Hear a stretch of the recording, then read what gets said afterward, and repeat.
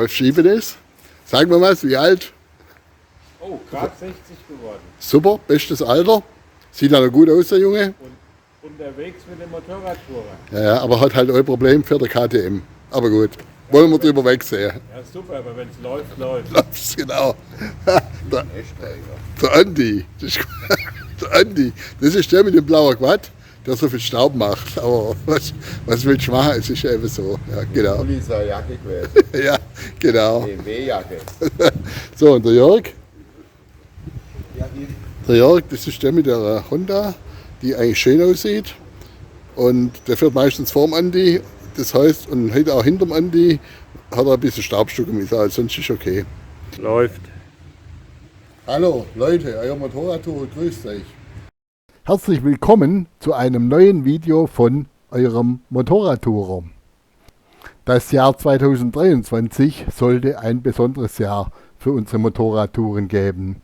Hatten wir doch vereinbart, in diesem Jahr eine kombinierte Tour auf Straße und Schotter zu fahren. Wir haben uns dann am Sonntagabend in Sorse-Dulx, das ist der italienische Teil der Westalpen, getroffen. Der Jörg und der Rolf, die sind bereits am Freitag in der Nähe von Frankfurt abgefahren und waren dann 2 Tage unterwegs. Und der Andi und ich, wir haben am Sonntag früh den Pickup geladen mit dem Quad hinten drauf auf der Ladefläche und meiner Moto Guzzi im Anhänger und sind dann zum Zielort gefahren, wo dann eine tolle Woche mit verschiedenen Lokalitäten und verschiedenen Touren auf uns warten sollte. Also geplant war auf jeden Fall die Assieta Kammstraße, der Col de Fauniera, das Fort Chaperon, Sommelier, Vareita Mayra Kammstraße, Mayra Stura Kammstraße, alles ganz besondere Strecken. Außerdem wartete auf uns der Col d'Isoire, der Col Agnel für die Überfahrt nach Cuneo sowie für die Rückfahrt in die Schweiz der Col Iseran und der Mosenie. Wirklich ganz tolle Strecken, die wir bei bestem Wetter fahren durften. Aber schaut selbst, jetzt geht's los. So, jetzt stehen wir hier in Sorse-Leux und wir starten jetzt. Jetzt mal gucken, mit der Navigation bin ich echt gespannt, wie das mal hier funktioniert.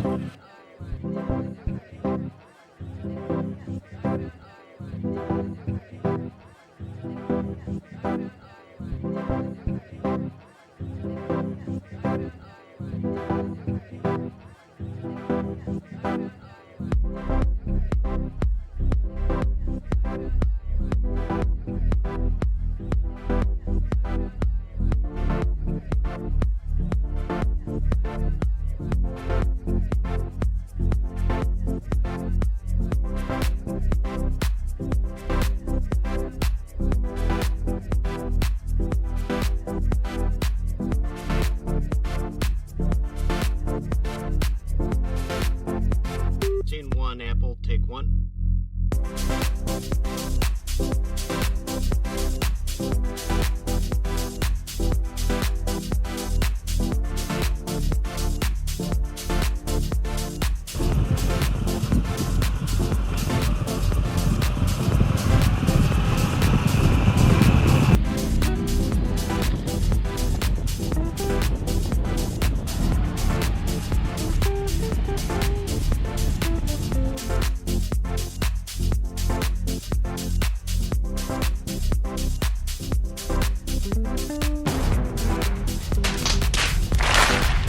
Jetzt haben wir den Zugang zur Strada dell'Assieta erreicht.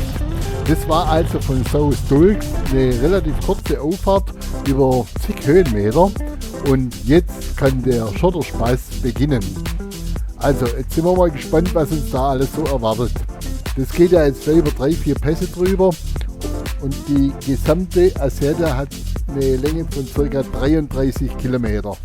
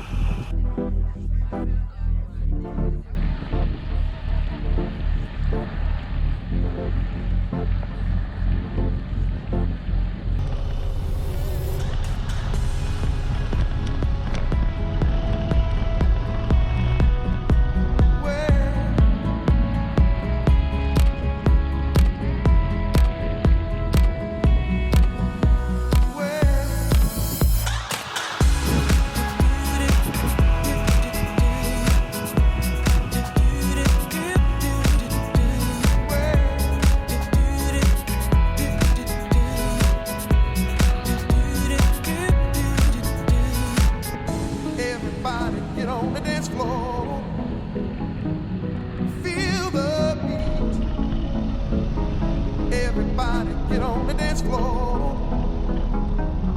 Feel the beat. Everybody get on the dance floor.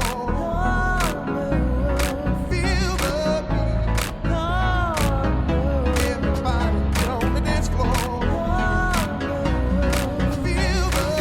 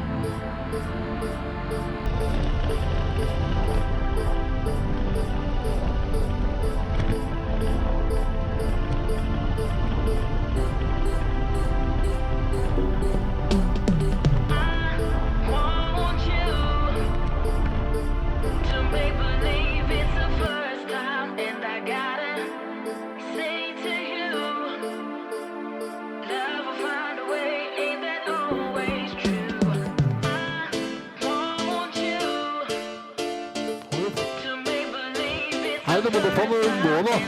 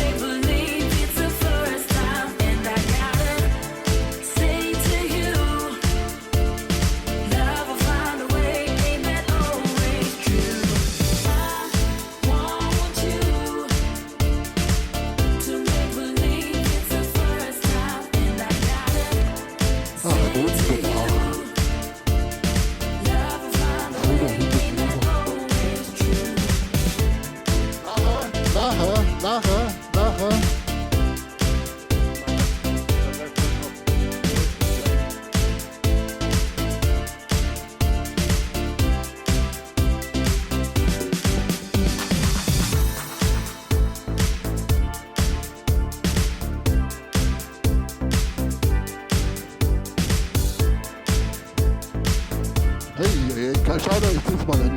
Ah, Junge, Junge, das ist schon so geil.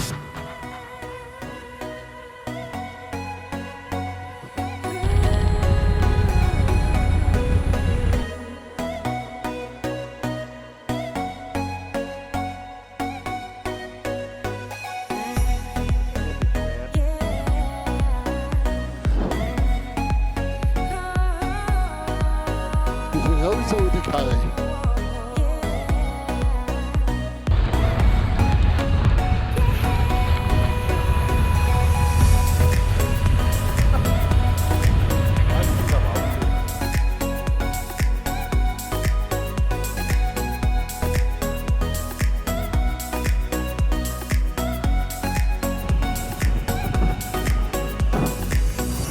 Kohle Koffer Piano, 2319 Meter.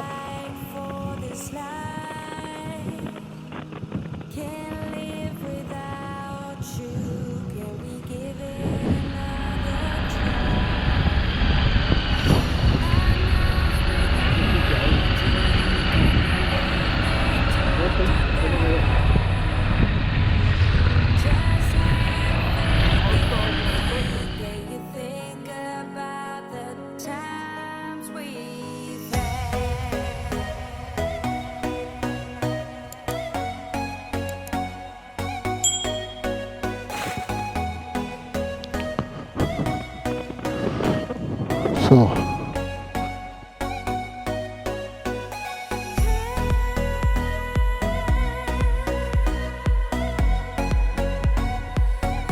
Auf dem Mund stehen, das war das. Junge, jetzt hast du mich aber rausgezogen, echt du. Ich muss wieder ein bisschen Abstand halten. Ach Gott sei Dank habe ich morgen nicht so viel Frühstück. Hey.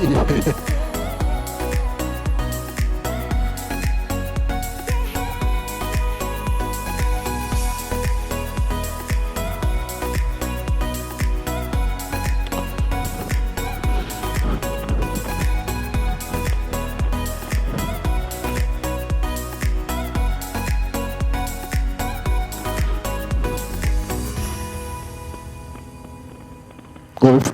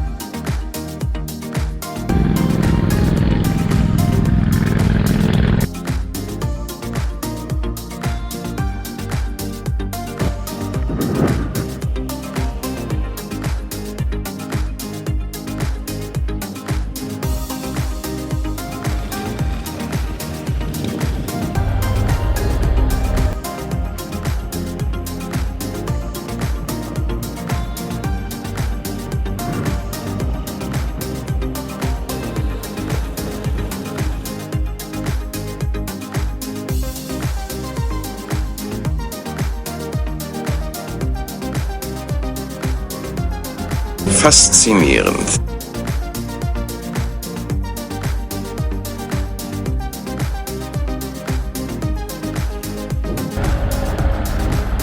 Quetli.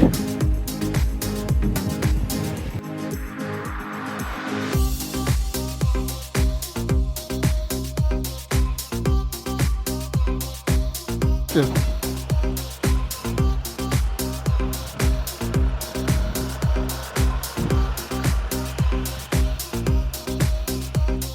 Some days no one else who loves me like you used to.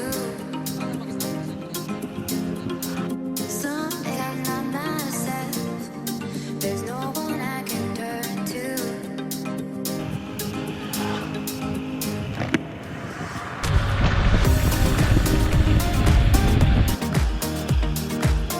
And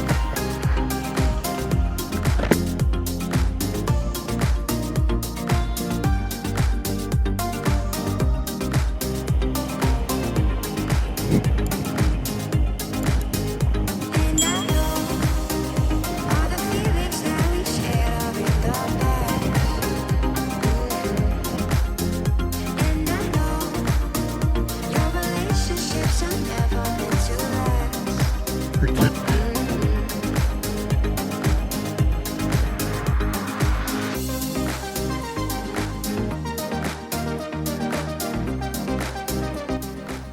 Das war jetzt also die tolle Fahrt über die Asieda Kammstraße. Das sollte jeder wirklich einmal gemacht haben. Ich möchte kurz nochmal den Weg erklären, den wir jetzt hier gefahren sind und den ihr auf dem Video seht.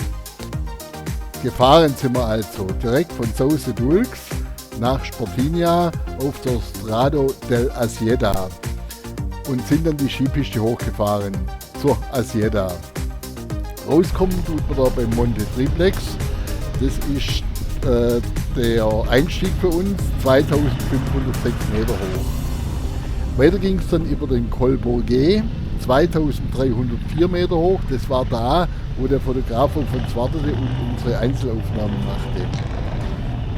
Dann sind wir gefahren über den Monte Cenefris, 2536 Meter hoch, zum Colle di Asieta, 2462 Meter hoch. Wir sind dann natürlich weitergefahren auf der Asieda und werden jetzt weiterfahren zum Colle del Finestre. Wer jetzt hier beenden möchte, kann rechts abfahren Richtung Osiox. Also kurz nochmal zu der Asieda selber. Also das ist wirklich relativ einfach zu fahren. Es sind ein paar Stücke drin, die etwas komplizierter sind, aber das ist schon eigentlich für viele von den Enduro-Fahrern wirklich machbar, auch mit schwereren Enduros. Also uns hat es jetzt nicht vor große Herausforderungen gestellt. Das war wirklich toll, immer auf dieser Höhe zu fahren. Ihr seht ja auf den Bildern selber, dass diese Ausblicke, die kann man wirklich genießen. Und das war wirklich eine tolle Sache. Das Einzige, was man vielleicht in Kauf nehmen muss, ist der Staub. Speziell, wenn man so wie wir in der Gruppe fährt. Den Einstieg findet man ja normalerweise von Sestriere kommend. Wir sind jetzt von Sauce Dulcs hochgefahren. Das war auch für mich etwas schwierig in der Planung, weil ich nirgends was fand, ob es denn da tatsächlich hochgeht. Aber diese Auffahrt stellte uns jetzt nicht vor große Herausforderungen. Die Asieda ist wirklich verwöhnt mit grandiosen Ausblicken. Wichtig noch für alle, die da fahren wollen, sie ist gesperrt jeden Mittwoch und jeden Samstag und ich kann euch sagen, das wird wirklich auch kontrolliert. Und das Einzige, wo man vielleicht ein bisschen aufpassen muss, ist die 1,5 Kilometer zum Monte Cenefris hoch. Da haben wir so 15% Gefälle, denke ich mal, oder so habe ich es nachgelesen. Also das ist wirklich das Einzige, was da ein bisschen anspruchsvoller ist. Und ansonsten kann man diese 42 Kilometer von Sestriere bis zum Colle del Finestre, wenn man es gesamt fährt, wirklich immer top genießen. Also danke, dass ihr das hier angeschaut habt. Ich wünsche euch viel Spaß, wenn ihr das selber mal fahrt. Und jetzt geht es dann weiter mit dem nächsten Video. Da geht es dann auf den Colle del Finestre. Das ist auch nochmal eine wunderbare Strecke. Und also bleibt dran. Motorradtour freut sich, dass ihr hier wart. Bis bald. Tschüss.